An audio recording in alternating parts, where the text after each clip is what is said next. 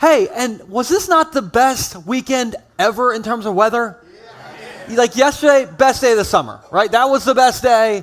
And I just want to say, you all came to church on maybe the best weekend of the entire summer. So that mansion just got 500 feet bigger in heaven, okay? So, but I'm so glad you guys are here, and you guys sang good today. And I love preaching at Bay Shore. Like, this is the home crowd, because when I preach, I see teeth. And teeth are better than eyelids, let me tell you.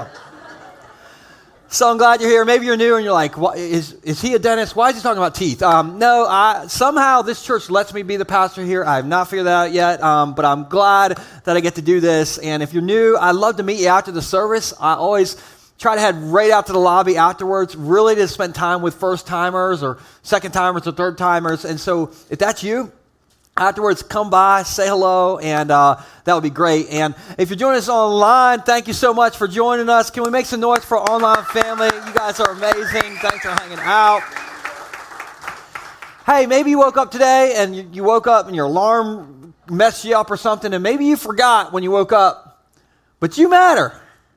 You matter. And not just one time. You matter 3 times, thrice, okay? So to start out today, let's just interact a little bit. I just want you to make 3 people smile around you and just tell 3 people you matter. Come on, don't be shy. Come on.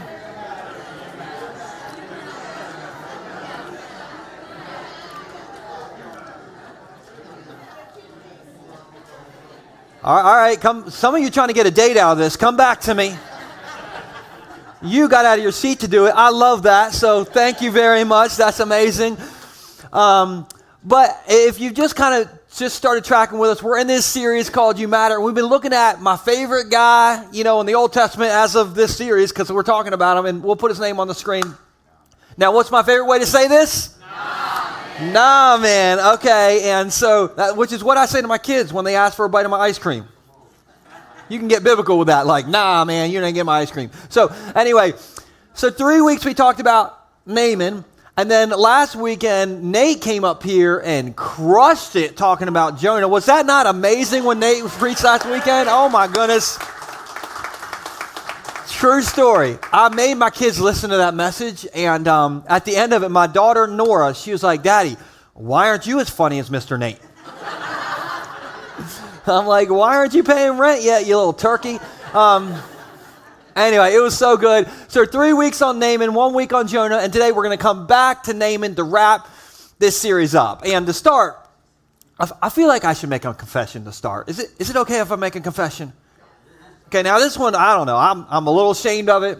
You may fire me after this. I don't know. But my mom always told me that honesty was the best policy. Did your mom tell you that? Okay, so here's my confession. I tried to play the lottery the other day. Listen, I know I'm a man of the cloth, but it got to $1 billion. Can you imagine what the tithe check would be on $1 billion? Come on now, we are going above ground so fast. We're going to have a Bay Shore Segway, Bay Shore golf carts, maybe an escalator. Who knows, But I know some of you are judging me right now because I was playing the lottery for the Lord, to tithe on it. But, how many of you have ever played the lottery? Let me see your hands. Don't lie in church. Oh, my goodness. That's like everybody. Now, obviously, nobody's won it because we haven't gotten a lottery-sized tithe check. Or maybe you forgot. Okay, we can re-ush. Okay, the ushers can re-ush. No, I'm kidding. You can release your handbag, Thelma. So, I said I tried to play the lottery. I didn't say I actually played the lottery. And so there's the story. I don't play the lottery. I think it's a waste of money. And then I saw on Apple News that the lottery hit $1 billion. And I thought, maybe I do play the lottery. Because can you imagine what you can do with $1 billion? Oh my goodness, when I go to Chipotle at the end of the line, they always say, would you like guac with that? If I am billionaire Joel, for the first time in my life, I can be like, I do. I want all your guac. Give me all your guac. Everybody gets free guac in the whole place. I'd be like Oprah in Chipotle. You get free guac, everybody's getting free guac. It's $1 billion. Now, there's always that one guy who's like, well, you're going to have to pay half of it in taxes. Isn't there always that guy? This is the same person who we'll have like baptism party Sunday, and we fill up the baptismal with and we dunk like 20 people, and they'll be like, oh, I can't wait to see that water bill. There's always that one guy, you know. Do you know what half of $1 billion is? Way more than your broke self has right now. That's what it is. And so anyway, I was like, well, it's $1 billion, so I need to, play to tithe for the Lord, And so I went to Royal Farms, and on the way, I put on my Eagles Nest church hat, got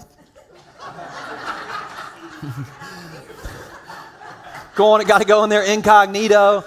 And so I go, there's like 19 people in line. I'm like, what is wrong with you people? As I stood in the back of the line, okay? I get up to the lottery, it's like an arcade machine, okay? I don't know how this thing works, okay? And I'm so confused. I put my $2 in, and I don't know what to do. And all the other 19 new people are in line behind me. They're like looking at me like, come on, what are you doing? I'm like, I'm a rookie. I don't know. By the way, I'm from Eagles Nest. I am not the pastor of Bay Shore, okay? Like, true story. I couldn't figure it out. I just left my $2 in there, and I walked away in shame. It was a terrible experience, okay? And I'm pretty sure the Lord made sure it was that way. But isn't it fun to think about if you won the lottery? Come on, isn't that a fun thought? And here's a fun fact about people who do win the lottery. This is kind of crazy, and we'll put this on the screen. Within 7 years, 70% of lottery winners are broke. Everybody say, no way. Yes way. Okay, I read this on the internet this week, so you know it's true. 70% of people within 7 years who win the lottery are broke. How are you going to go from broke to $1 billion back to broke? I'll tell you, too much guac. That's the answer. No, here's what I think the answer is. I think because you've never been a billionaire before or a millionaire. Like, it's your first, you are a rookie. All right? And so this is your first attempt at living life with all this money and hitting the jackpot, okay? So everybody say, hit the jackpot. Now, here's what I believe. I believe that most of you in this room, I believe that most of you who are watching online right now, you've already hit the jackpot. You have. And it is like you hit big. Because if you've been a Jesus follower for 5 decades or for just 5 minutes, you have hit the biggest jackpot of all time. Isn't that true? You've hit the jackpot. Okay, like the lights are going off, ding, ding, ding. Like everybody's like coming up to your table, whatever. Like you won the jackpot, so you know you got the weirdo family members who are coming out of the woodwork, asking for a handout or whatever. Okay, but you didn't win $1 billion. You won grace. You won forgiveness. You won a clean slate. Come on. You have won a personal relationship with the God of the universe who promises to never leave you. You won a free ticket into heaven, and it comes with a mansion. Hello? I mean, and this is so cool. You have won the opportunity to be reunited with lost loved ones. That's so good. And you won a personalized future message from Jesus where he says, hey, well done. Well done, Chad. Well done, Tim.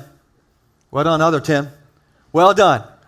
You're coming into heaven. Come on in here. I made a feast for you. It's all you can eat guac day. Congratulations. It's all you can drink Mountain Dew day. Like you have won a feast. And this is so cool. This year at our church, 95 people have hit the Jesus jackpot and said yes to Jesus in our church this year.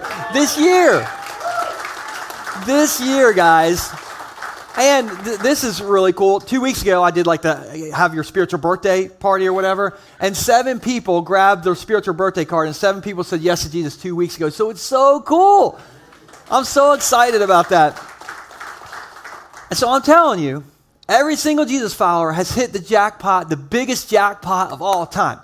But just like you can win the lottery and still feel broke, isn't it true that you can be a Jesus follower, you can hit the Jesus jackpot and still feel spiritually broke? Isn't that true? Because even if we hit the Jesus jackpot, we also, sometimes life hits us, doubt hits us, church hurt hits us, an addiction hits us, life hits us. And when that happens, we forget all the rah-rah, woohoo stuff I just went through, right? And if you've been a Jesus follower for 5 decades, you're like, yeah, that's true. And if you're in it for 5 minutes, I'm just telling you, this is true. But how in the world are you going to hit the Jesus jackpot and feel spiritually broke? And here's how. It's the same thing with the regular jackpot. This is our first attempt at spending a lifetime trying to follow Jesus. This is our first attempt at this whole thing. And so I just need you all to turn to people next to you and say, you is a rookie. You is a rookie. You is a rookie. You is a rookie. Listen, today, to wrap this whole series up, all I want to do is give you 3 things that happen to us after we hit that Jesus jackpot, after we become born again. Okay, that's my whole goal today. Now, you might be like, well, after you're born again, I don't got no after, because I ain't in it. You all are weird. I'm not a Jesus follower. And if that's you, I just want to say thanks for being here. I'm so glad you're here. And the second part of this is you don't have to do anything we talk about today. You're off the hook. You're like a kid in class who doesn't get any homework. The rest of you all, you got homework, okay? And the reason I say born again is because in this series, my guy we've been talking about, what's his name again? Naaman. Here's the quick recap. Let me just bring you all back up to speed. Naaman is a big deal. He's like the second in charge of Aram, okay? He is like the vice president. He is the big cheese because he is the army commander, but he has a little problem, okay? Naaman has leprosy, and, you know, he's shedding. He's shedding like a Rottweiler or a Golden Retriever in July, okay? And he's losing every hide-and-go-seek game he plays because he's got a skin trail everywhere he goes, and he's a little fed up with that.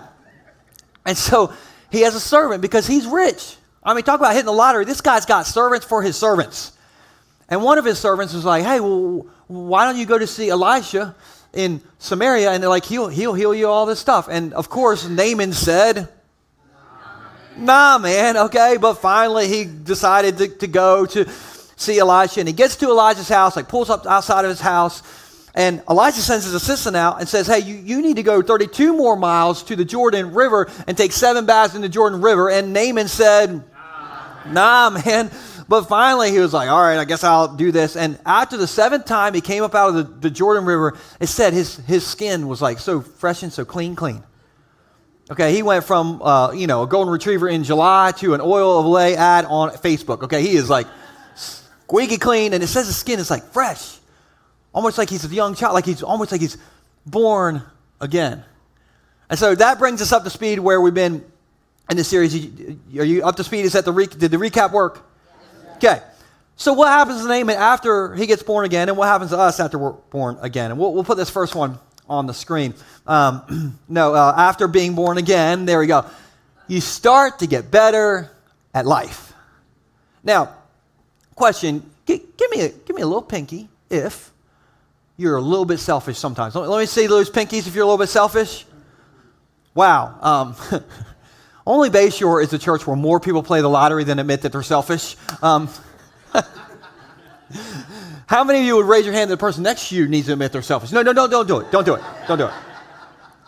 So we are all selfish. All of us are selfish. I'll prove it. Let's imagine that after the service, we're all in the lobby, and I'm like, hey, guys, let's take a lobby group photo. Everybody like, huddle up. We're going to take a group photo. And everybody's like, yeah. You guys are like, yeah, let's take a group photo. And so one of you, maybe you hand me your phone. You're like, hey, would you use my phone for the picture? And I'm like, okay. And I look at it, and it's an Android. And I'm like, did I say okay? I meant okay.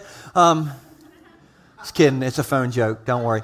But let's say we take a group photo. What's the first thing we do after we take the group photo? We look at the photo. Now, who is the person that you look at in that picture first? Yourself. Okay, you're not even aware there's anybody else in the picture. And if you look good, that's the picture. Post that picture. If you look bad, hey, round everybody up. We got to retake this picture. Ain't that true? Why is that? Because we're selfish. And it's not really your fault. You're born that way. Listen, little kids are born selfish. And you might be like one of these sweet grandparents. You're like, oh, no, all the kids, they're precious. Okay, no, they are little sinners. Every parent, listen to me. Did you teach your kid the word mine? No. What's their favorite word? Mine. Because those little turkeys are selfish, okay? We're all selfish. And so is Naaman. Okay, so let me show you a verse we've already covered, but here's what happened, okay? Naaman pulls up to Elisha's house, And Elisha sends out his assistant and is like, hey, you need to go 32 miles that way to go to the Jordan River. And here's what selfish Naaman, here's how he reacts. In verse 11. But Naaman became angry and he stalked away. I thought he, talking about Elisha, would certainly come out to meet who? Me, because I am Naaman. I'm the vice president. I am the big cheese, y'all. So he needs to come see me. He said, I expected him to, do this magic stuff, wave his hand over the leprosy, call on the name of the Lord as God, and heal who? Me. Everybody say, me. Naaman,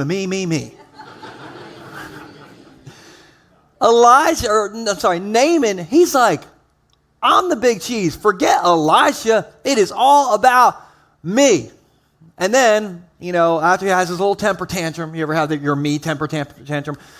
He has a little temper tantrum, and then he finally goes and gets jumped in the river 7 times, baths 7 times in the Jordan River. And we said that was symbolic, that he completely immersed himself in Jesus. And so he comes up, and it says that he has like this fresh skin, like I mentioned, like he's almost like he's born again symbolically. And so let me show you Naaman right after he's born again. So we just read the beforehand. This is like me. Here's right after he symbolically is born again. In verse 15, then Naaman and his entire party went straight back to find the man of God, Elisha.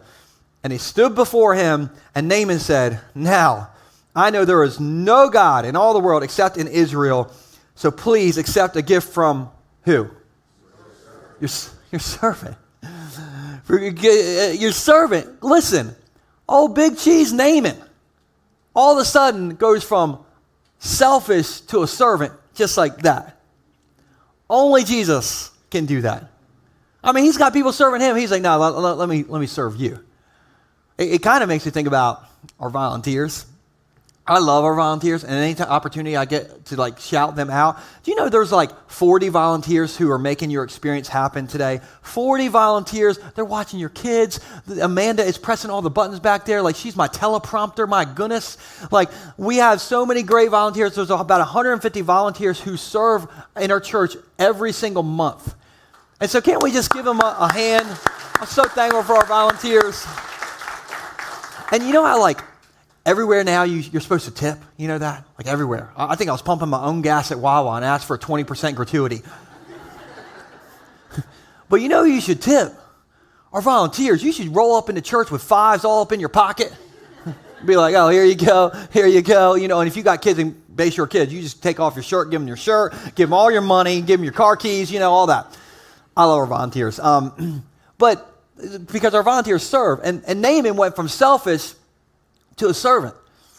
And here's why. Because it's impossible to attempt to follow Jesus and to not change.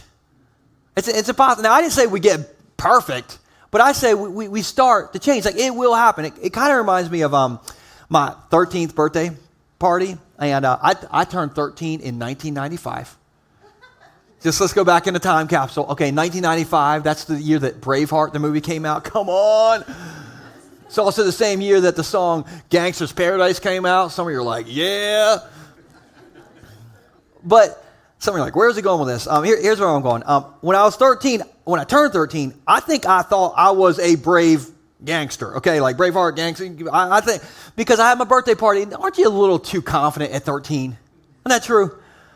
And so my friends came over, Bo Dukes and Andy Mason, and we had, when you're 13 in 1995, we didn't really have the internet, and if we did, it was dial up, which made you say bad words in your head. And so we didn't have the internet. We had the outside. Remember the outside? Yeah. We had to play in the woods or something. And so behind my house, we had all these woods, and behind the woods behind my house, there was a power line. And so for my birthday, we're we're going to go play in the woods. And so we went to the other side of the woods. We got through the woods to the power line, and that's when we saw it. A deer stand on wheels. Come on, somebody. And it, to this day, was the most redneck thing I have ever seen. And I'm from Gumboro, so I've seen some stuff. And we're feeling like brave gangsters. And so we made the dumbest decision. And when I say we, I'm blaming it all on Bo at this point, because he can't defend himself. But we were like, well, we should take it on a ride. I mean, it's got wheels. And so we got in this thing. We rode this thing all up and down the power lines, all up and down the field. Okay, I think I was riding down Route 24 in a deer stand. I love a deer stand on wheels at this point. By the way, if you had your deer stand stolen in 1995, it was Bo Duke's. But how many of you did something stupid when you were a teenager? Come on, anybody ever do some stupid stuff when you were a teenager? You have the tattoo and the criminal record to prove it. We all do that. We all do stuff like that. And so, like, we stole the deer stand. But now, Bo and I and Andy, like, here's a picture of us now. Okay, we are not 13 anymore. We're 40-year-old dads. We got mortgage payments, one-a-day multivitamins. A third of us doesn't even have a hairline anymore, okay? But do you think we've changed from 13-year-old steal the deer stand with wheels? Do you think we changed in this picture? Yeah, we have. Sorry, John, give me a little more credit than that. We have changed. Now, if I see a deer stand on wheels, I'll probably still want to take it on a ride, you know. But it's impossible to not start changing from a teenager to an adult. Isn't that true? Just like it's impossible to not start changing when we sincerely attempt to follow Jesus. I've seen people go from cruel to kind, from selfish to a servant, from stingy to generous, from a hothead to a, let me do my breathing exercises, from 24-pack a night Kenny to 12-pack a night Kenny, which is a win, okay? It's a win. And so when we sincerely attempt to follow Jesus, we start to change. We start to get better at life. Now, I know some of you are like, well, I don't think it's working because I ain't changing at all, and I drove a stolen deer stand to church today, okay? Well, that thought is incomplete. Here's the second thought. After being born again, you start to get better at life, but it takes time. It takes time. I'm going to ask a question, and if you're a tennis player in the room, you might get mad at me. My dad loves tennis. He's probably going to fire me after this. But does anybody here, have you ever played pickleball? Anybody ever played pickleball in the room? Let me see those hands. Okay, we got some pickleball players. A lot of you don't. You're like, what? Okay, if you don't know what pickleball is, it's like baseball, but you play it with a pickle. I'm kidding. That's not true at all. It's kind of like beach paddleball combined with ping pong, combined with a lot of really old people. Like if you're geriatric and competitive, you're going to love yourself some pickleball. And my wife is up with pickleball right now. Like I have not seen her all summer. Okay, and I was a little worried something was going on. I was like, well, is there somebody on the side? And apparently there is. There's our neighborhood community, and she's playing with all the old people 7 nights a week, playing pickleball all the time. And in our neighborhood, pickleball is a thing. There is a league. There is an app. There is a pickleball mayor named Bob Schaefer, and he is 91 years old, and he will crush you. He is so good. And Stacy has been asking me to play like all summer long. And I'm at the phase of my life where I'm not trying to add anything. I'm in subtraction mode, you know what I'm saying? So I've been saying no all summer, but Stacy, she's hot, and she wore me down. And so I agreed to just play with her, because I am not emotionally strong enough to lose to my 91-year-old neighbor, okay? And so we've been hitting, by ourselves, and she's like, it's been pretty bad, but she's like, just give it time. You'll get better. Just give it time. You'll get better. And then the other day, she betrayed me, and she was like, honey, you're going to play your first public pickleball game. And she's like, Nate and Jen are coming over. You're going to play with them. I'm like, they're in their 30s. I don't even want to play 90-year-old Bob. And she's like, you'll be fine. You'll get better. Just give it time. And it was not fine. Okay, my claim to fame was we played 3 sets, and every set we changed teammates. I was the only one who lost every single game. I was not happy about it. I'm still bitter about it. Actually, Nate and Jen's employee is in jeopardy right now. But then 2 days after I played with them, Stacy's like, oh, you're having another game. Okay, I scheduled you with some of our neighbors. I'm like, our neighbors? Like, I don't even know our neighbors. And listen, I don't do strangers. I barely talk to the people I love the most in my life. You know what I mean? So we go out there, and I'm so bad. And they started giving me tips, and I didn't ask for tips, And so tip number 1 is don't try to hit it like you're Babe Ruth, because that doesn't work. Tip number 2 is don't hit it straight up in the air, because your neighbors will crush you with it and make fun of you. And tip number 3, and this is a big deal if you're a geriatric pickleball player, never go in the kitchen. Ever. Some of you are like so confused. The kitchen is like, you cannot go up front in the court. They call it the kitchen. Listen, the kitchen to me is where food is. That's where I want to go, but you're not allowed to go into the kitchen. Anyway, I took their advice to heart, and I'm proud to say I won my first public pickleball game. Come on, yeah. I beat them, and you might be like, well, how old are they? Listen, that doesn't matter. Age isn't a number, it's a mindset, okay? And I helped them back in their wheelchair and led them on their way, so it's good. But Stacy afterwards, she said, see, it took time, but you got better. Everybody say, it takes time. And you know what else takes time? Us changing. Us getting better. And you might say, well, how long is this going to take? All right, my clothes are going out of style, and I'm not getting any better. You know how long it takes to get better at life? A lifetime. You got it. A lifetime. It took Naaman a lifetime. And so here's what happens. Okay, Naaman, he gets dipped 7 times, comes up, finally he's, all fresh and clean and all that. And so he goes straight back to Elijah, and he tries to offer him 150 pounds of gold for his healing services. And 150 pounds of gold. Now, I know someone's like, well, you're going to have to pay half of that in taxes. Listen, stop it. 150 pounds of gold. And so that's where we'll pick up in verse 16 through 17. So the prophet, Elijah, answered, as surely as the Lord lives, whom I serve, I will not accept a thing. And even though Naaman urged him, take this money, take this gold, Elijah refused. If you will not, said Naaman, please let me, your servant, be, and we're going to read this together on 3. 1, 2, 3. Given as much earth as a pair of mules can carry, which sounds so redneck. For your servant will never again make burnt offerings and sacrifices to any other god but the Lord.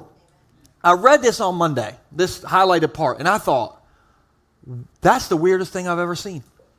Like, that is so weird. And so I dug into it this week, and there's an explanation for this, okay? Back in the Bible, people connected their God to their land. You probably heard the God of Israel, the God of the land of Israel. People connected God to the literal land of Israel. So Naaman gets kind of fixed up in Israel, but Naaman's from Aram. Okay, that's modern day Syria, 327 miles that way. And so Naaman's like, well, I guess I got to bring some of this land, this God land back with me to Aram. So I need a couple of mules. I need all the earth I can get, and I'm going to go home 327 miles. Now, question. A couple of mules pulling all the dirt you can, 327 miles that way, is this going to take a while, yes or no? Oh my goodness, listen, I have never heard anybody say, you know what I really want? Okay, forget a Ford Mustang. I want a Chevy mule. You ever heard that?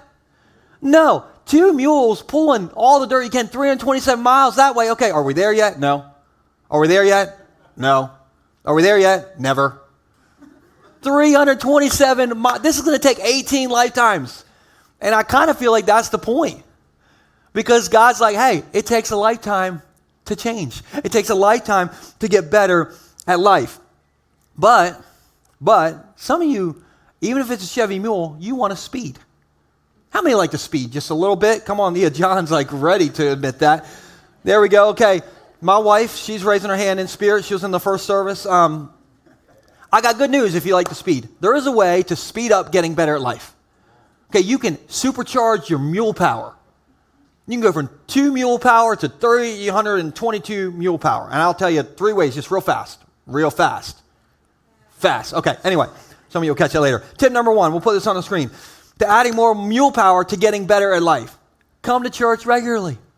What? You guys are already doing this. Give yourself a high five. Come on, give it your help. You're already doing this. This week I was reading a New York Times article. And by the way, the New York Times isn't necessarily a Christian news source. So I'm reading this, and it was talking about the benefits that have been proven that happen when you attend church regularly. And here's what it said. It said when you attend church regularly, it boosts your immune system. It lowers your blood pressure.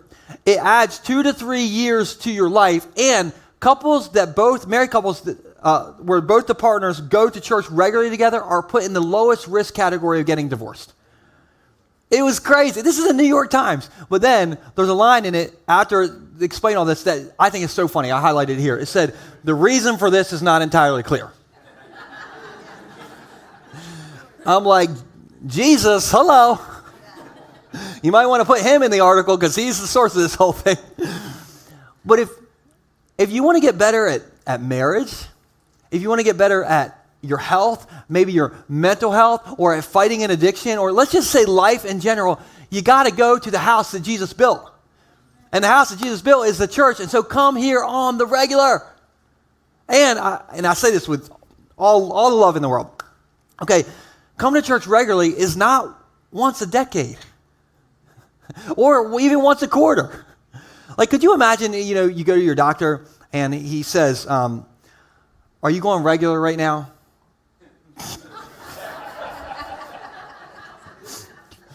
I've been looking forward to this part all week. Are you going regular right now? And you're like, oh, I am, Doc. I'm going once a quarter.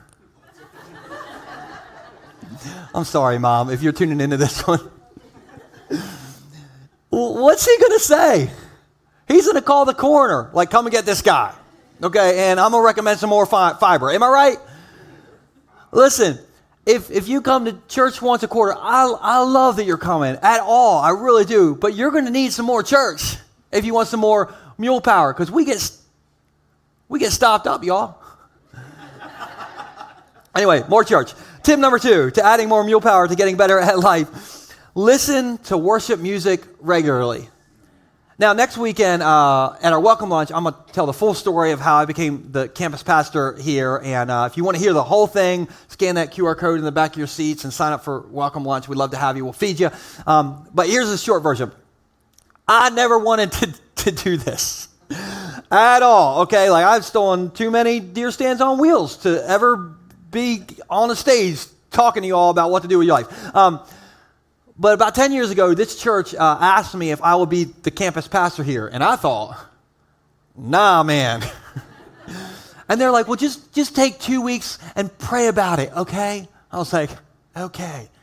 And so during those 2 weeks, one of those weeks, I was on vacation in the Outer Banks, and we're staying in Verdanthe, and I decided to go on a jog, and I was literally jogging by the Nights in Verdanthe movie house. And I'm listening to my iPod, because it was like 10 years ago, and I was listening to Elevation Worship, and I was trying to talk God out of making me do this. Have you ever done that before? And I was making some headway, man. I thought I was winning, and then Jesus pulled a fast one on me, and he made the next song, the song Give Me Faith. And here's the lyrics to that song.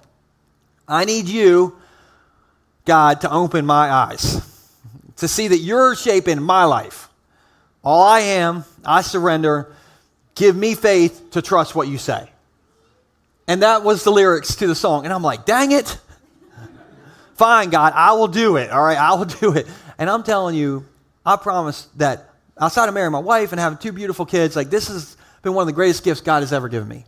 100%. Because isn't it true that worship music has a way of reframing your life, reframing your situation? Isn't that true? Listen, Lil' Kim can't do that. She can't. And I worry a lot. I'm like a professional worrier. But one of the things God is teaching me right now is it's impossible to be caught up in worship and worry at the same time. It can't happen. I mean, I've never run into a guy who's like a fan of Coldplay, a Coldplay fan, and maybe he gets a bad report from the doctor and he's all worried about it, and so like in the moment of his worry he drops to his knees and says, it was all yellow. Have you ever heard that? No. And I'm not saying don't listen to Coldplay. I'm not that pastor. Don't listen to Lil' Kim. I am that pastor. Anyway. But Coldplay won't help you when you're worried. Coldplay won't help you when you're depressed. Coldplay won't help you when your kids are going off the rails. Coldplay won't help you when you're going down Route 24 and you're about to go Gangsta's Paradise on somebody. You need worship music in your life in that moment. That's what you need. And you might be like, I don't know where to listen to worship music. Okay, wherever you stream music, just type in, let's start with elevation worship. Type that in. Or if you're a radio person, turn it to The Bridge. Jeff, the GM at The Bridge, comes here. He's amazing. And so shameless plug for The Bridge. It's just get some worship music in your life. And then the third tip for getting more mule power to add to get better at life is to read the Bible regularly. And I'm going to be real fast on this one because I think I heard your belly growl, John. So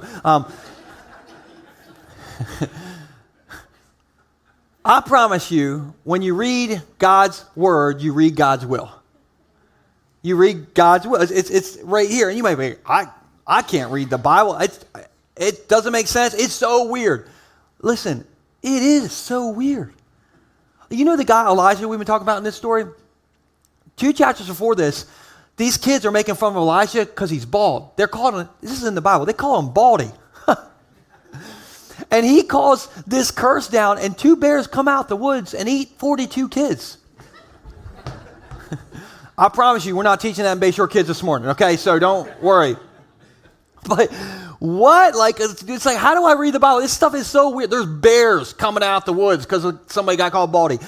So we want to help you with how to read the Bible because it can be confusing to navigate. And so if you scan the QR code, we always say this, scan the QR code at the back of your seat. If you take out your, do the camera thing, scan this. It's going to take you to bayshore.online. The top thing this week is going to be how to read the Bible. There's a 19-day plan that teaches you how to read the Bible. And it's listen, if you're ADD, it has videos. It'll help you. It's super easy, a few minutes every day for how to learn how to read the Bible. How good is this? Because, you might say, well, why would I do that? Because if you want to know God's will, it's right here in God's word. Okay, more mule power. Everybody say more mule power. All right.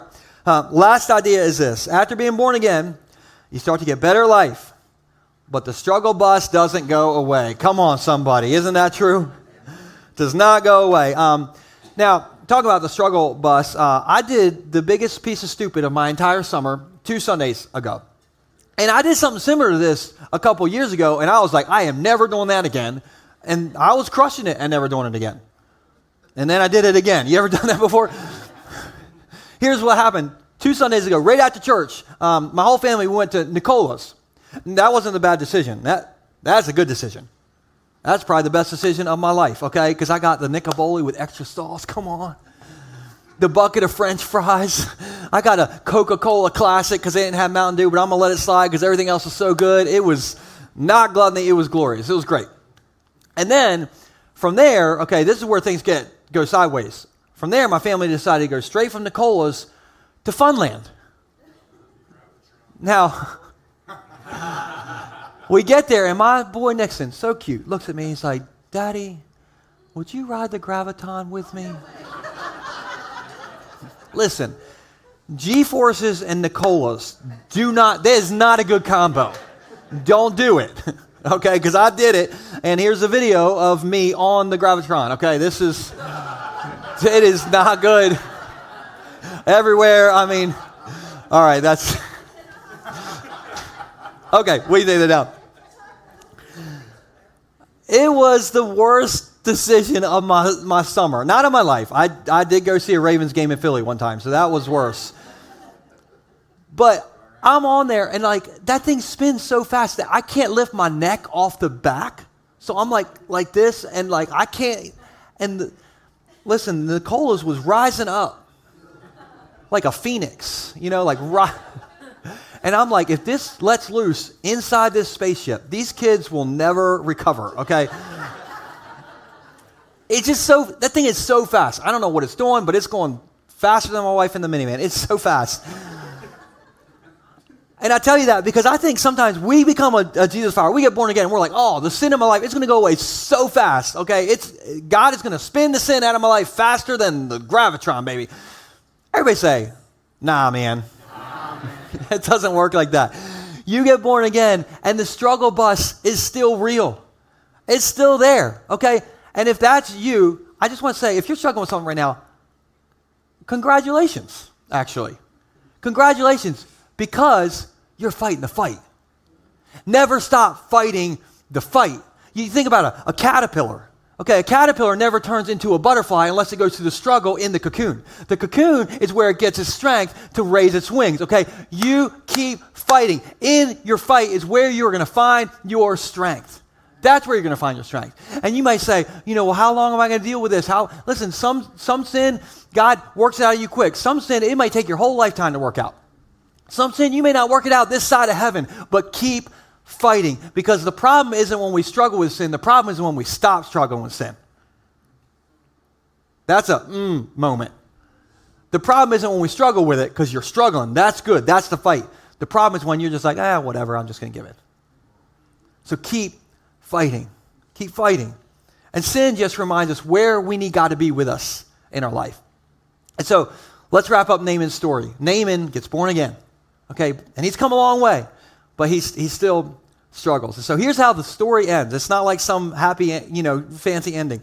This is what it says in verse 18. All right, this is the final request from Naaman. He's talking to Elijah. May the Lord pardon me in this one thing. When my master, the king, goes into the temple of the god Ramon to worship there and leans on my arm, may the Lord pardon me when I bow to. Whoa. Yeah, I like that. What? Did Naaman just ask if he could bow down to a false god? Did I read that right? Raise your hand if you think this may qualify for a sin. Come on, let me see it like this. I'm raising both hands, my feet. I'm hiding behind you, Tim, because I think bear's about to come out, okay? So watch Elisha's response, the end of the story, to Naaman's struggle with sin. Verse 19, go in peace. Go in peace, which is connected to the Hebrew word shalom. God be with you. Go in peace, Elijah said. So Naaman started home again. Don't miss this. Elisha didn't try to fix all of Naaman's struggles because he knew that wasn't his job. It was God's. Come on, I think the church and Jesus followers can learn a little something about that. And so he says, go in peace. Go be on your way home. And as you're on your way home, as you walk with God, you and God will work that stuff out. So just go in peace. So here's how I want to end today. If you're attempting to follow Jesus in your life, just like I'm attempting to follow Jesus in my life, I just want to say to you today, go in peace. God be with you. Shalom. And you might say, well, yeah, but I still struggle with, and I think I'm going to hell. Number one, no, you're not, because Jesus isn't a liar, so shame off of you. And number two, just keep fighting. Keep struggling with it. And go in peace. Well, how long is all this change going to take? Listen, a lifetime. I got mad at somebody on my way through doing on the way to church today. But keep coming to church. Keep reading your Bible. Keep worshiping, and you'll get some of that mule power, baby. So go in peace. Go in peace. Go in peace. And why can you go in peace today? Why? Because whether you've been a Jesus follower for 5 decades or 5 minutes, you hit the Jesus jackpot. Why did you hit the Jesus jackpot? Because as the God of the universe, you matter. You matter. You matter. So, no closing prayer today. No closing prayer. If you're a first-time guest, I would love to meet you out in the lobby after this. This is what I want to say as you leave. Go in peace. Shalom. And talk to somebody next to you. Say shalom. And you guys have the best day. It's a beautiful day. We'll see you guys next weekend.